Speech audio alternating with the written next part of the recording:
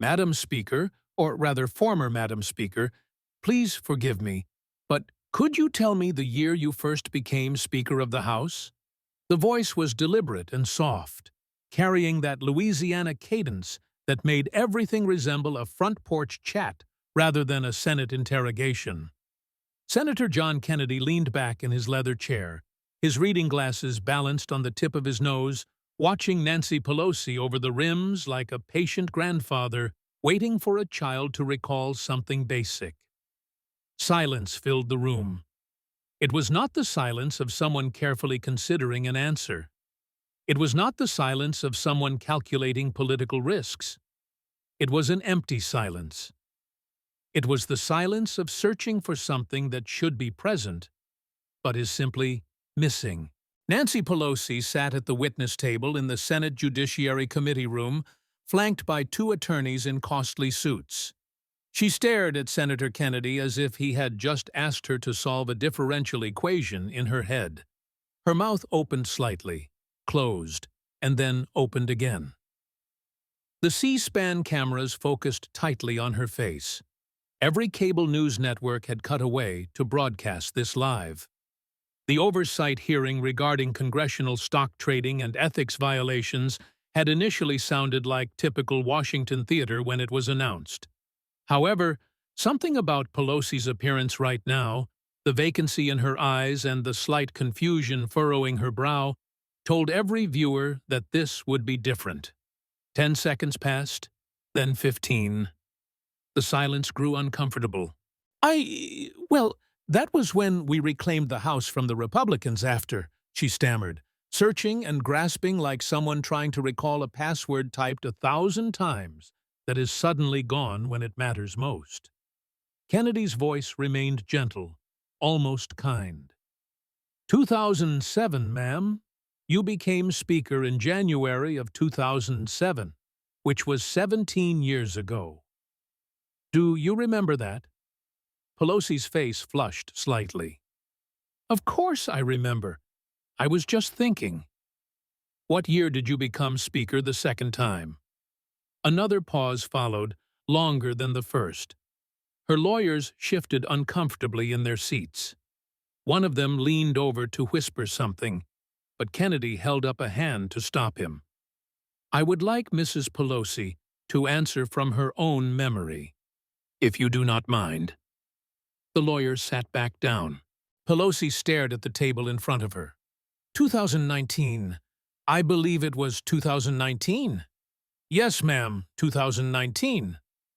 And you served until January of this year, correct, when the new Congress was sworn in? Yes. So you were Speaker of the House twice for a total of about 12 years, holding one of the most powerful positions in American government and standing third in line for the presidency. You had access to classified intelligence briefings. You voted on war authorizations. You controlled what legislation came to the floor. Do you remember that time? Well, of course I do. Kennedy picked up a document from the stack in front of him. Good. Then you will remember the stock trades. Let me ask you about those. He adjusted his glasses and looked down at the paper. March 15th, 2020. That was a Sunday, right in the middle of the early COVID panic. Do you remember that day? Silence returned to the room. Ma'am, do you remember March 15th, 2020? Pelosi's voice was quiet when she finally spoke. I remember that was during COVID. Yes. On that day, you and your husband Paul purchased $5 million in call options for Pfizer stock. Call options that would pay out if Pfizer's stock price increased. Do you remember that trade? More silence followed. Mrs. Pelosi, do you remember purchasing $5 million in Pfizer options? My husband handles our investments. I do not involve myself in the day-to-day operations. But you signed the financial disclosure form. Kennedy held up a document. This is your signature, isn't it? Right here at the bottom. He held it up so the cameras could capture it. Her signature was clearly visible on the projection screen behind her. Pelosi stared at it. There was no recognition in her eyes. She was looking at her own signature like it belonged to someone else. "Do you remember signing this form, ma'am?" "I signed many documents. This one disclosed a $5 million trade made the day before the House voted on the CARES Act. The first major COVID relief bill was $2 trillion. You were Speaker. You led the negotiations. And the day before the vote, your family invested $5 million in a pharmaceutical company that stood to benefit enormously from pandemic response funding. You do not remember that?" She did not answer. Kennedy leaned forward slightly. His voice was still soft, still possessing that gentle drawl, but there was something else in it now. It was concern, real concern. "Mrs. Pelosi, do you know what day it is today?" She looked up at him, then at her lawyers, then back at Kennedy. Everyone watching, the senators, the staffers, and the millions of people watching on television, saw the same thing in her face. She did not know. She genuinely did not know what day it was. Her lawyer leaned over and whispered in her ear. She nodded slightly. "Thursday," she said. "Your lawyer just told you that," Kennedy said quietly.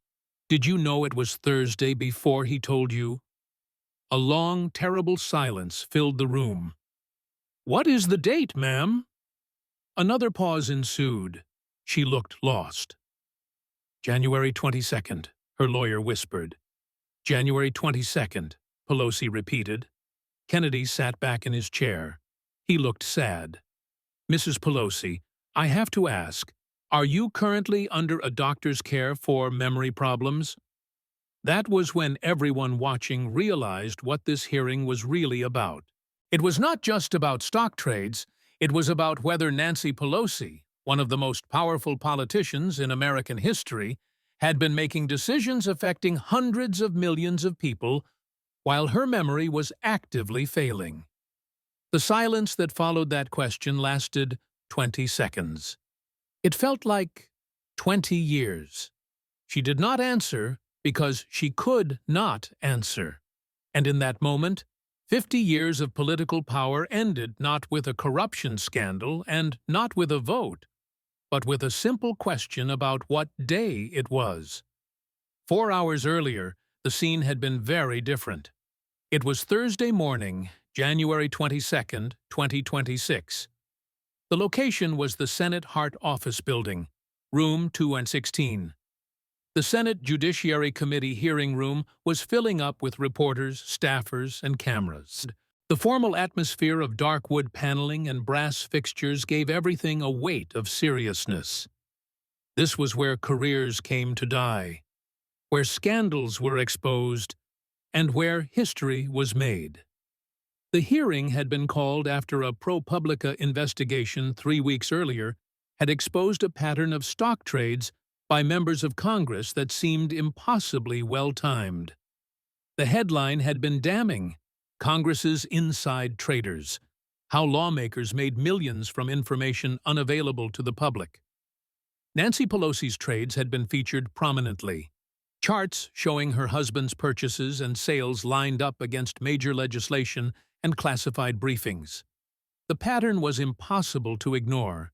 Buy pharmaceutical stocks right before pandemic funding. Buy tech stocks right before bills benefiting tech companies. Sell defense stocks right before bad news about military contracts. Over and over and over. The total profit during her time as Speaker was $140 million on a congressional salary of roughly $200,000 per year. The Senate Judiciary Committee had voted to hold hearings, and they had subpoenaed Nancy Pelosi to testify under oath. She was no longer Speaker. Republicans had taken the House in the 2024 elections, but she was still a sitting member of Congress, and she had no choice but to appear. At 9:45 in the morning, she arrived. Nancy Pelosi was 85 years old, though she had never admitted it. She had been in Congress for 38 years. She had been Speaker of the House twice for a total of 12 years. She had stared down presidents, survived scandal after scandal, and wielded power with an iron fist wrapped in designer suits and expensive jewelry. She entered the hearing room flanked by her lawyers, two from a prestigious D.C. firm, both carrying leather briefcases that probably cost more than most Americans made in a month. Her chief of staff walked behind them along with two communication staffers whose job was to spin whatever happened today into something survivable. Pelosi wore a purple suit that was perfectly tailored. Her signature oversized sunglasses came off as she walked through the door, revealing a face that had seen more cosmetic procedures than most Beverly Hills housewives. Her hair was styled perfectly. Her jewelry, a pearl necklace and diamond earrings, probably cost 6 figures.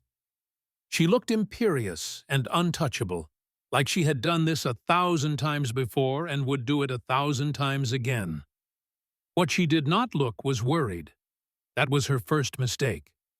She took her seat at the witness table. Her lawyers sat to either side.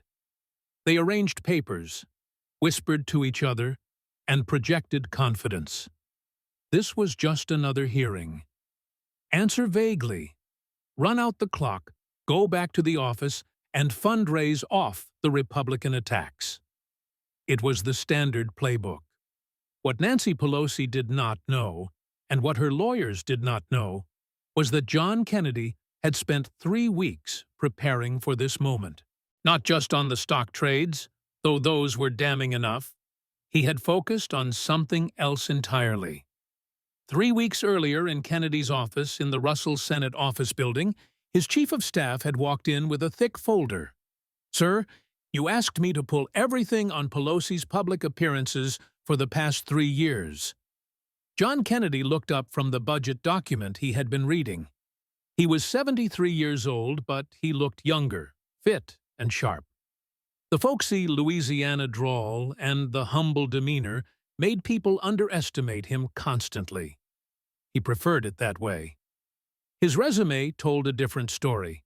He was a Vanderbilt undergrad, held a University of Virginia law degree, and then went to Oxford on a scholarship. He had clerked for a federal judge. He practiced law for 2 decades. He was state treasurer for 8 years, then entered the Senate. He wasn't what he seemed. He never had been. "What did you find?" Kennedy asked. His chief of staff dropped the folder on the desk. It was 3 inches thick. Video transcripts and interview clips.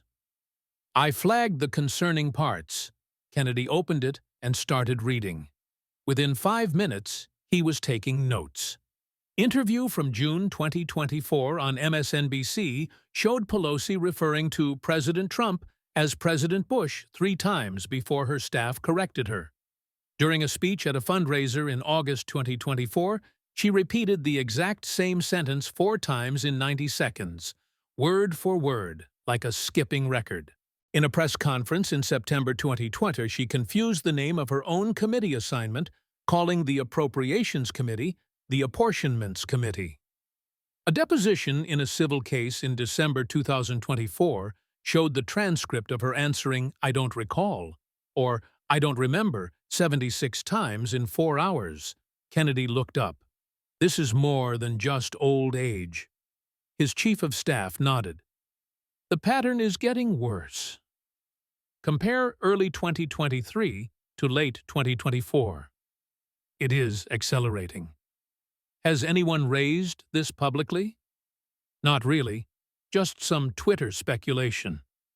But mainstream media won't touch it. She is still too powerful and too connected. Kennedy leaned back in his chair. He was quiet for a long moment. "Pull her financial disclosures, all of them. Every stock trade her husband made while she was Speaker. I want dates, amounts, and I want to cross-reference them with classified briefings and committee votes." "You think the stock trading is connected to the cognitive issues?" I think if she cannot remember what year she became Speaker, she cannot remember signing off on $5 million trades, which means someone else was making those decisions using her access while she was too impaired to notice or care. His chief of staff whistled low. That is a serious allegation. It is not an allegation. It is a question, and I am going to ask it in public on live television. And we are going to watch her try to answer. They spent 2 weeks building the case. Not a legal case, as Kennedy wasn't a prosecutor anymore. A narrative case, a pattern. Stock trade after stock trade perfectly timed to classified information, followed by public statements that contradicted each other, followed by depositions where she couldn't remember anything, followed by interviews where she seemed confused about basic facts. By the time they were done, Kennedy had a binder of 30 pages. Everything was documented, sourced, and public record. He wasn't going to ambush her with secret information. He was going to ask her to remember things she should know. And he was going to watch her fail. Now, at 10 o'clock on January 22nd, the hearing was called to order. The chairman gavelled the room to silence. The Senate Judiciary Committee hearing on congressional stock trading and potential ethics violations will now come to order. He read through the formalities, the purpose of the hearing, the rules, and the witness list. Nancy Pelosi was the star attraction, but there would be others later, including former SEC officials, ethics experts, and law professors. But everyone was here for her. The chairman recognized the ranking member for an opening statement. He was a Democrat from California. Naturally, he spent 5 minutes defending Pelosi, calling the hearing a partisan witch hunt, and saying the stock trades were fully legal and disclosed as required. Then a Republican senator gave a statement attacking her. The American people are tired of watching their representatives get rich off insider information while working families struggle.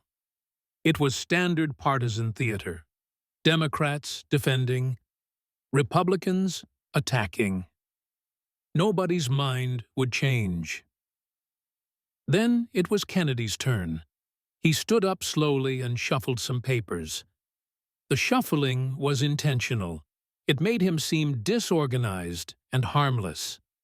People always underestimated the slow-talking Southern lawyer until it was too late. Mr. Chairman, I do not have a long speech prepared. I just want to ask the witness some questions and get some facts on the record. He turned to look at Pelosi. She looked back at him with that expression she had perfected over decades, slightly condescending, like he was wasting her time, but she was too polite to say so. Kennedy smiled slightly. Madam Speaker, oh, I apologize. You are not Speaker anymore, are you? What should I call you? Pelosi's voice was clipped. Congresswoman is fine. Thank you, Congresswoman. I appreciate your time today. He sat down, arranged his papers carefully, and took a sip of water. The slowness was calculated. It built tension and made people wait. Now I want to ask you about some stock trades. But first, just so we have a clear timeline for the record, can you tell me when you first became a member of Congress? It was a simple question about a basic fact that should be automatic. 1987, Pelosi said. I was first elected in 1987. Thank you. And when did you become Speaker of the House? That is where it started. That simple question asking what year she became Speaker. Pelosi paused. It wasn't a long pause, maybe 2 seconds, but it was 2 seconds too long for a question with an automatic answer. That was when we took back the House from the Republicans. After the Bush years, she said, searching. Everyone could see it. Her eyes had that distant look of someone trying to remember something just out of reach. Kennedy waited, didn't help, didn't interrupt, just waited. 2007, she finally said, but there was uncertainty in her voice. Yes, ma'am, Kennedy said gently. January 2007. And you served as Speaker until 2011, when Republicans took the majority in the Tea Party wave. Then you were Minority Leader for 8 years. Then you became Speaker again in 2019 after Democrats took back the House. Is that timeline correct? Yes? So you were Speaker for 4 years, then Minority Leader for 8 years, then Speaker again for 6 years until this January. That is about 18 years in leadership, 12 as Speaker. You were one of the most powerful people in government, had access to classified briefings, controlled the legislative agenda, and were third in line for the presidency. Do you remember that time clearly? Of course I do. Good. Kennedy picked up a document. Then, let us talk about some decisions you made during that time. Kennedy adjusted his reading glasses. Mrs. Pelosi, I want to establish that your memory of your time in leadership is clear and accurate. So I am going to ask you some basic questions. Just facts, dates, and names, things any speaker would remember. Is that all right? Pelosi nodded. Fine. Who was president when you first became Speaker in 2007? George W. Bush. Correct. And who was Vice President? A slight pause followed. Cheney. Dick Cheney. Yes, ma'am. Now, when you became Speaker the second time in 2019, who was President? Donald Trump. And Vice President? There was a longer pause this time. Pence. Mike Pence. Correct. Now, who is the current President of the United States? This should be instant. Everyone in America knew this. Trump had been inaugurated 2 days ago. It had been wall-to-wall coverage.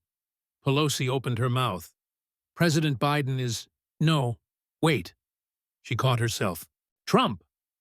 President Trump was just inaugurated. That is correct. But you started to say Biden. President Biden served from 2021 to 2025. 4 years, 1 term. Then Trump won the election and was inaugurated Monday. You seem uncertain about that. Which? I misspoke. It has been a transition period.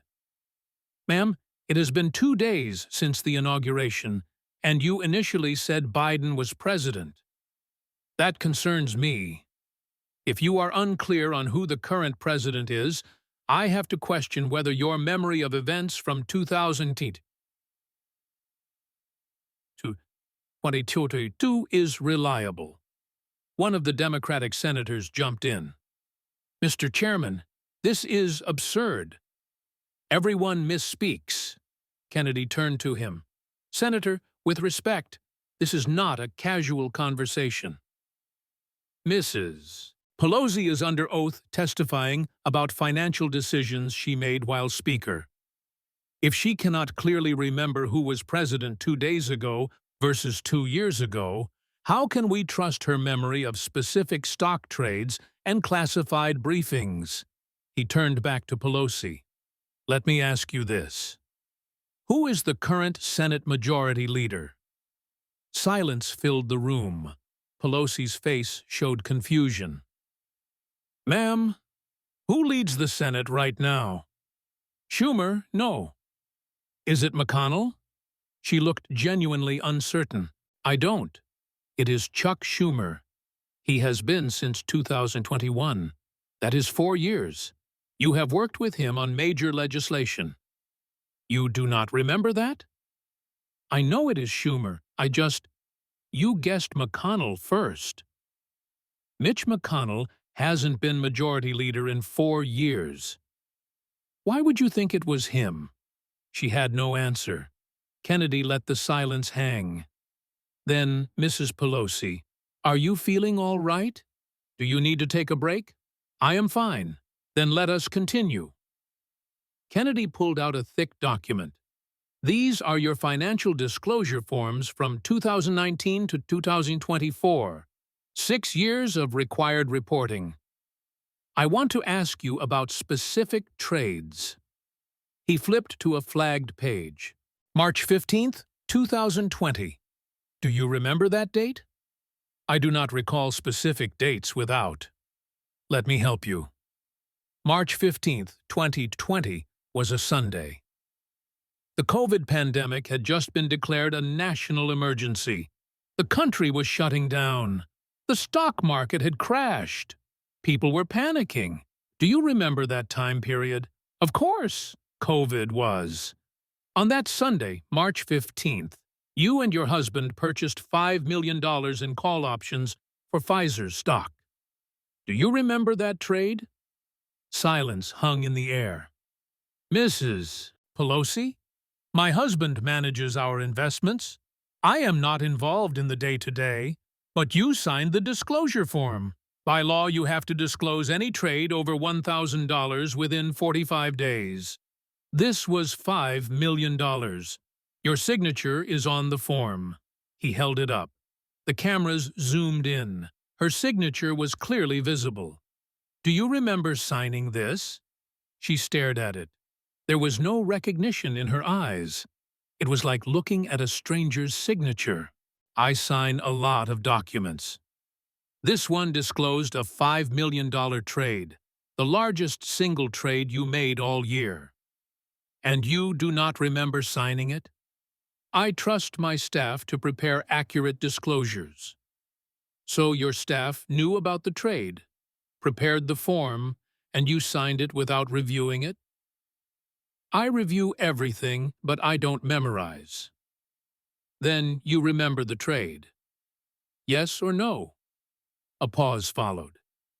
I remember my husband makes investments. That is not what I asked. Do you remember this specific trade of $5 million in Pfizer call options on March 15th, 2020? A longer pause stretched out. I do not recall the specific details.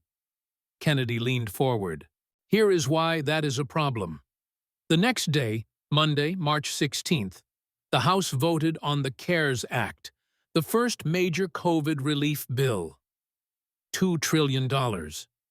It included $10 billion specifically for vaccine development. You were Speaker. You led the negotiations. You knew what was in the bill. And the day before the vote, your family bet $5 million that Pfizer, a vaccine manufacturer, would see its stock price increase. He paused. That is either the luckiest coincidence in investment history, or it is insider trading. But you do not remember it. Which raises the question, if you do not remember a $5 million trade made the day before a major vote, what else do you not remember? Pelosi's lawyers were whispering to each other frantically. One leaned over to her, but Kennedy held up a hand. Let her answer, please. The lawyer sat back. Pelosi looked at Kennedy. The trade was based on publicly available information. My husband's investment advisors. But you do not remember it. You cannot tell me why March 15th. You cannot tell me why Pfizer specifically. You cannot tell me why $5 million. You just know it happened because your lawyer showed you the disclosure form. He pulled out another document. Let us try another one. June 18th, 2020. Do you remember that date? No. On June 18th, 2021, your husband purchased $2.5 million in Microsoft stock. 5 days later, June 23rd, the House passed a bill authorizing $52 billion for semiconductor manufacturing in the United States. Microsoft stood to benefit enormously from that bill. Do you remember that trade? I do not remember every. How about this one? Kennedy was relentless. Now, December 3rd, 2021, your husband bought $3 million in Tesla call options. 2 weeks later, the House passed an expanded electric vehicle tax credit that added $7,500 to the purchase price of a Tesla, making Teslas more affordable. driving demand, and increasing the stock price.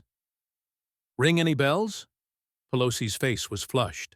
Senator, I do not coordinate my legislative work with my husband's investments.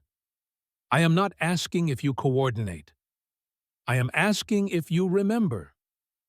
These are multi-million-dollar trades happening right before major votes. Trades that made your family enormous profits. And you are telling me you do not remember any of them. My husband handles the investments. But you signed the disclosures. Your name is on these forms. Kennedy held up a stack of them. Dozens of trades, tens of millions of dollars, all perfectly timed, and you claim you do not remember any of it. Kennedy pulled out his phone. Let us talk about some statements you have made recently.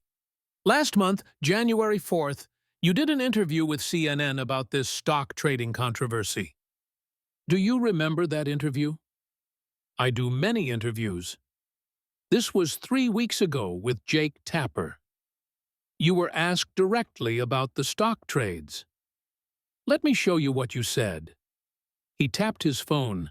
A video played on the screen behind Pelosi.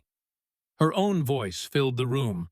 I have never, ever used my position to benefit financially.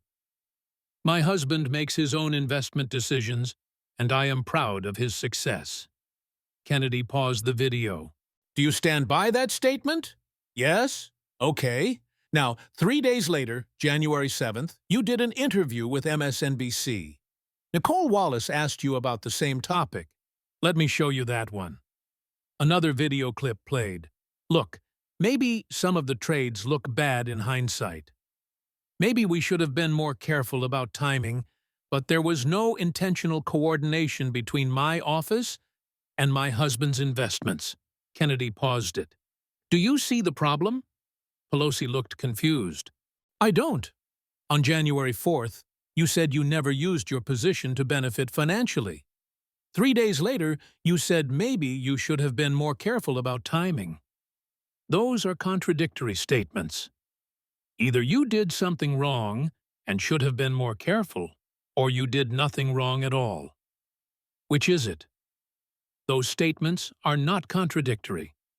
I was saying, ma'am, they are 3 days apart. You gave 2 different answers to the same question in the same week. Which sooner? Pelosi opened her mouth, then closed it. I was trying to explain the nuance. Let me show you more. Kennedy pulled out printed transcripts. January 10th, you told a reporter from Fox News, quote, I do not recall the specific trades my husband made. That is a direct quote. Do you remember saying that? If that is what the transcript says. But then on January 12th, you told Politico, quote, those trades were made on sound financial advice from experienced professionals. So which is it? You do not recall the trades, or you know they were based on sound advice? Silence fell over the room. How can you defend trades as being based on sound advice if you do not recall the trades themselves? No answer came. Kennedy leaned back. Mrs. Pelosi, in the past month alone, you have given contradictory statements about the same topic to different media outlets. You cannot keep your story straight from one interview to the next. Combined with your inability to remember basic facts, like who the current Senate Majority Leader is, I am genuinely concerned about your memory. Kennedy pulled out a bound document. It was thick, maybe 200 pages.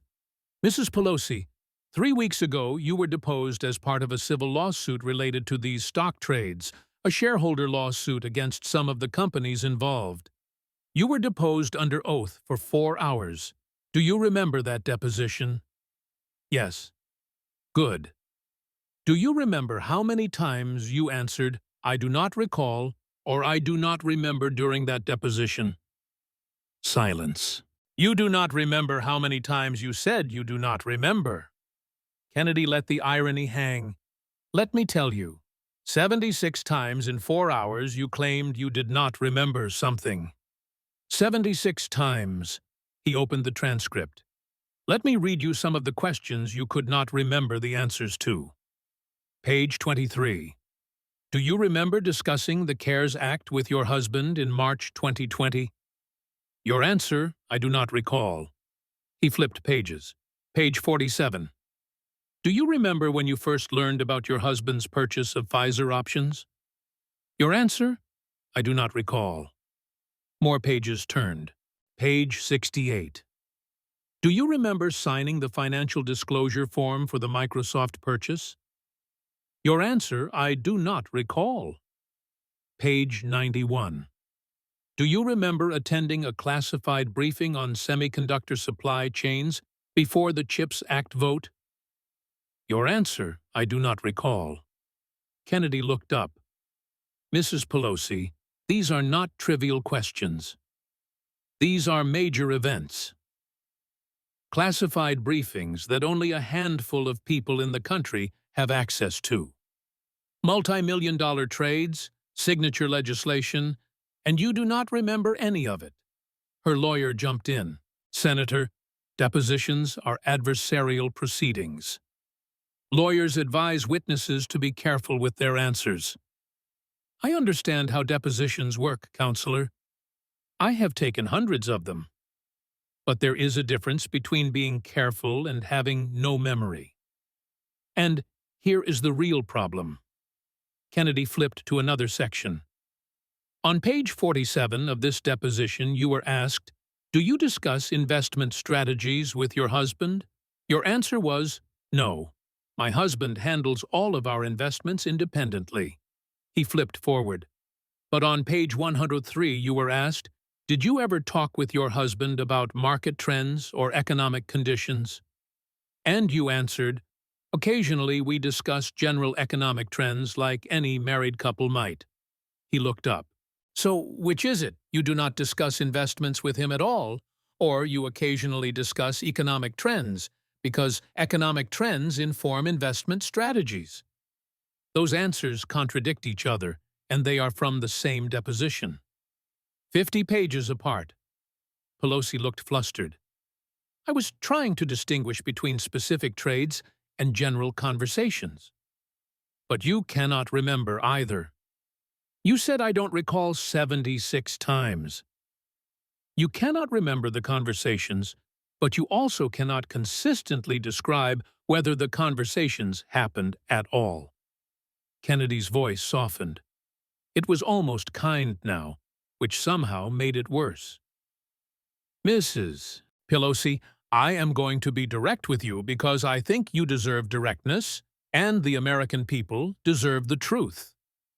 In the past month, you have given contradictory public statements. You have been unable to remember basic facts about current events. In your deposition, you claimed not to remember anything 76 times. Today, you have struggled to remember what year you became Speaker, who the current Senate Majority Leader is, and whether you remember multi-million-dollar stock trades made by your family. He paused. I am concerned about your memory. I am concerned about your cognitive function, and I need to ask, have you been evaluated by a doctor for any kind of cognitive impairment or memory disorder? Her lawyer immediately objected. Senator, that is a medical question that is inappropriate for this forum. It is directly relevant, Kennedy said, his voice still quiet but firm. If Mrs. Pelosi was making legislative decisions while experiencing cognitive decline, the American people have a right to know. If she was signing off on stock trades worth millions of dollars without full awareness or memory of what she was signing, that is relevant to whether those trades were made with her knowledge and consent. He turned back to Pelosi. Ma'am, I am not trying to embarrass you. I am trying to understand how these trades happened, because here is what I see. Either you made these trades knowingly, which means you used your position for personal gain, or you did not make them knowingly because you were not cognitively capable of understanding what you were signing. Either way, you should not have been in leadership. The room was completely silent. So I will ask again, have you been evaluated for cognitive impairment? Pelosi's hands were shaking slightly. I am completely competent. Then answer my questions. What was the date of the Pfizer trade? Silence. What year did you become speaker the first time? She was searching again. Couldn't find it. What did you have for breakfast this morning? A long pause followed. She genuinely could not remember. What day of the week is it? Her lawyer whispered. Thursday. Thursday, she repeated. Your lawyer just told you that. Did you know it before he told you? No answer. Mrs. Pelosi, what is today's date? She looked panicked now, lost. Her lawyer whispered again. January 22nd. January 22nd, she said. Kennedy sat back. He looked genuinely sad. Mr. Chairman, I move that we request a formal cognitive evaluation of the witness before proceeding further with this investigation. The Democratic senators erupted. This is outrageous. You are attacking a woman based on her age. This is sexist ageism. But Kennedy was not backing down. Mr. Chairman, this woman had access to our nation's most sensitive intelligence for 12 years. She voted on authorizations for military force. She controlled trillion-dollar budgets. She was third in line for the presidency. And she is sitting here today unable to remember basic facts about her own career, unable to tell us what day it is without her lawyer whispering it to her. If there is cognitive impairment, and I believe the evidence shows there is, the American people have a right to know. A Republican senator piled on. The trades speak for themselves. $140 million in gains over 12 years. Perfect timing again and again and again. Either she is lying about not remembering, or she is genuinely impaired. Either way, she had no business being speaker. Another Republican spoke up. If she was cognitively impaired while making these trades, that means someone else was using her position and access for financial gain. That is fraud. That is corruption. That is potentially criminal. The chairman tried to restore order. Gentlemen, please. Mr. Chairman, Kennedy said, I am not attacking Mrs. Pelosi. I am trying to get to the truth. And the truth is that she cannot answer basic questions. She cannot remember her own statements from 3 weeks ago. She cannot tell us what day it is without help. That is not partisan. That is observable fact. He turned back to Pelosi. Ma'am, I am going to ask you one more time, and I want you to answer honestly. Do you remember making these stock trades? A long silence followed as she stared at the table. Do you remember the classified briefings that preceded these trades? Her hands were shaking visibly now. Do you know where you are right now? She looked up at him, and in her eyes, for just a moment, there was clarity. A flash of the woman who dominated Congress for decades. And in that flash, she knew. She knew what he was doing. She knew it was over. But then the blankness returned. The confusion. The searching. I am in. This is the Senate. It is a Senate hearing room. Yes. Do you know why you are here?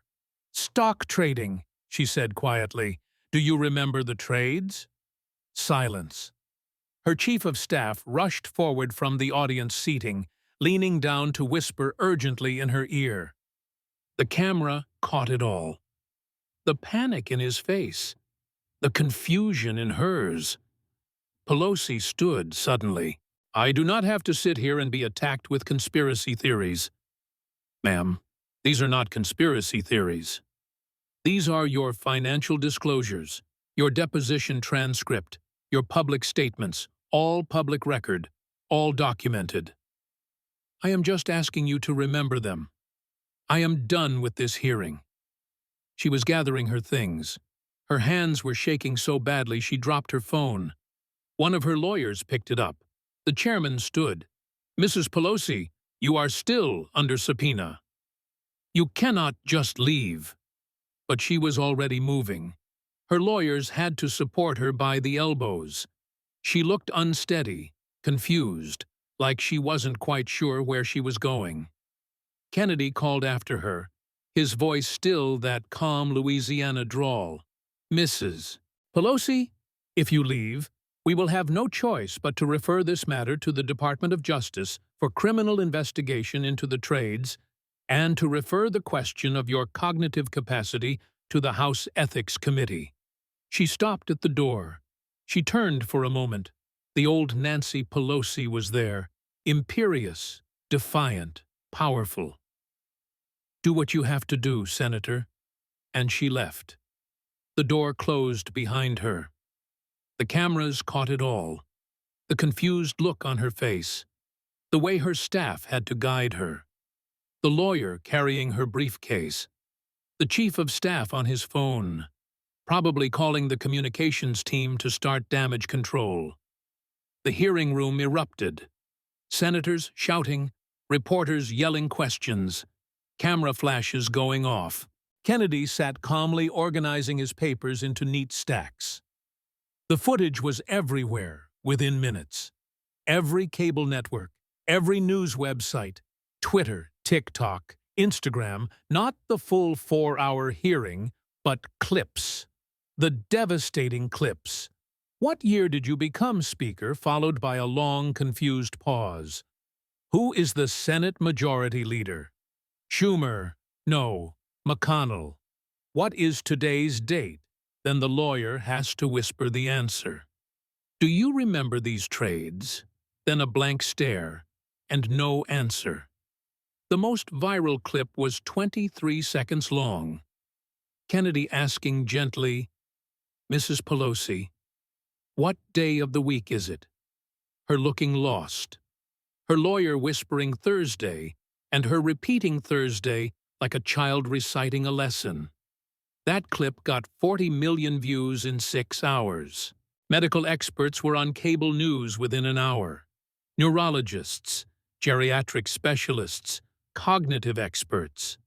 Those are classic signs of significant cognitive impairment. The blank stares, the inability to retrieve basic information, the contradictory statements are very concerning. The fact that she needed prompting for the day of the week suggests more than just normal aging. Even Democrats started hedging, not defending her exactly, but not attacking Kennedy either. If there are health concerns, obviously Mrs. Pelosi should prioritize her well-being. The stock trading allegations are separate from any cognitive issues, but both deserve investigation. We should all be careful about making medical diagnosis, but the questions raised today are legitimate. By Friday morning, Pelosi's office released a statement that was brief and carefully worded. Congresswoman Pelosi is taking a temporary leave from her congressional duties to undergo a comprehensive medical evaluation. She remains committed to serving her constituents and looks forward to returning to work soon. Translation: they knew it was over. Monday, the Justice Department announced a formal investigation into the stock trades. Not because of the hearing itself, but because now there was evidence she might not have been mentally competent when she authorized or signed off on the trades. If she was not competent, someone else was making decisions using her position and access. That was fraud. That was corruption. Paul Pelosi, her husband, was subpoenaed to testify. His lawyer announced he would invoke his Fifth Amendment right against self-incrimination. That was answer enough. Wednesday, 3 House Democrats, who had been Pelosi's closest allies for decades, called for her resignation. Not because of the corruption, but because of her health. We love Nancy. She is a giant in American politics, a trailblazer. But if she is experiencing cognitive difficulties, she needs to focus on her health, not representing constituents. The kindest thing we can do is encourage her to step back. The polls came Friday. Devastating. 71% of voters believed Pelosi should resign, including 54% of Democrats. 63% believed she had engaged in insider trading. 58% believed her cognitive decline meant she never should have been Speaker during her second term from 2019 to 2023. But the killer question was this: do you believe Nancy Pelosi knowingly made the stock trades in question? Yes, 44%. No, 37%. Unsure, 19%. That unsure was the problem. Because, combined with no, it meant 56% of people thought she either didn't make the trades knowingly or they weren't sure if she had. Either she was corrupt or she was impaired. Either way, she was unfit. 10 days after the hearing, Nancy Pelosi announced her resignation from Congress. Not just from leadership, but from her seat. The statement was released on a Friday afternoon. The classic news dump timing. She did not appear on camera. No press conference, just a written statement. After 38 years of service in the House of Representatives, and after consultation with my family and my doctors, I have decided to retire from Congress to focus on my health. I am proud of my accomplishments, from the Affordable Care Act to marriage equality to the American Rescue Plan. I leave, knowing that I fought for working families, for women, for justice. I thank the people of San Francisco for the honor of representing them. I look forward to spending time with my family and grandchildren. She did not mention the stock trades, did not mention the hearing, did not mention Kennedy, and did not address any of it. Just a vague mention of health, a list of accomplishments, and a dignified exit. 3 months later, the Justice Department charged Paul Pelosi with securities fraud and insider trading. 27 counts, each one corresponding to a trade that had been made within days of Nancy receiving classified information or before a major vote. He pleaded guilty. Part of the plea deal was that Nancy would not be charged. The prosecutors decided she genuinely had not been aware of what she was signing and had not been competent to have criminal intent. That was almost worse than being charged. Too impaired to prosecute, too far gone to be held responsible. Paul got 18 months in federal prison and a $10 million fine. He served 14 months at a minimum security facility in California. Nancy Pelosi disappeared from public life. No interviews, no statements. Her Twitter account went silent. Her last tweet was the resignation announcement. Occasionally, there were sightings. TMZ got photos of her being helped into a car outside a medical facility in San Francisco. She looked small, frail, confused, nothing like the woman who had wielded a gavel and controlled the House of Representatives. John Kennedy gave one interview after her resignation to a reporter from the Baton Rouge Advocate, a local Louisiana paper, not national media. "Did you feel bad?" the reporter asked, "exposing her like that on national television?" Kennedy was quiet for a moment. "I felt bad for the country.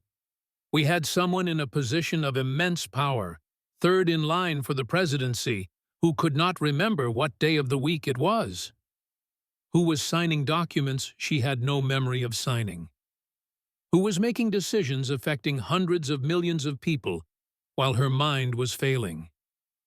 But did you feel bad for her personally?" "Of course I did. I would not wish cognitive decline on anyone. It is cruel. It robs you of yourself.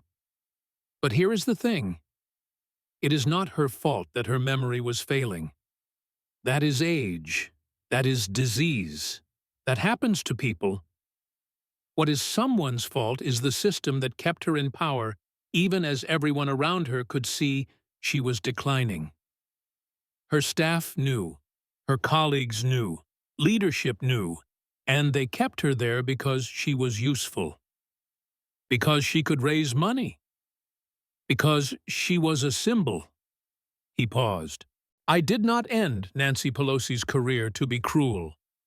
I did it because the American people deserve to know that the person making decisions on their behalf was not capable of remembering what those decisions were. That is not partisan. That is just accountability. The reporter asked one more question. Do you think the stock trades were corrupt? Kennedy smiled slightly. I think someone was making very profitable trades using information that only Nancy Pelosi and a handful of others had access to. Whether that someone was her husband, her staff, or Nancy herself before her decline accelerated, I do not know. The courts will sort that out. What I know is this. You cannot serve in Congress if you cannot remember what Congress is voting on. And for at least the last 2 years of her time as Speaker, Nancy Pelosi could not remember. Someone should have stopped it sooner. A year after her resignation, Nancy Pelosi was moved to a memory care facility in San Francisco. The family released a brief statement. Our mother is receiving excellent care and is comfortable. We ask for privacy during this difficult time. She was 86 years old. 86. She had been in Congress for 38 years.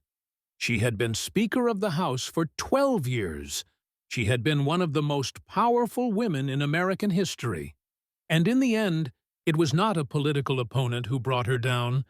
It was not a scandal or an election loss or a revolt from her own caucus. It was a simple question from a soft-spoken senator with a Louisiana drawl. What day of the week is it? She couldn't answer. And that told everyone everything they needed to know. The lesson, if there was one, was this. Power doesn't care about your legacy. Power doesn't care about what you accomplished or who you helped or how many barriers you broke. Power demands competence. And the moment you cannot provide that competence, power moves on. Nancy Pelosi's power had moved on, and she had been left behind, unable to even remember it was ever hers.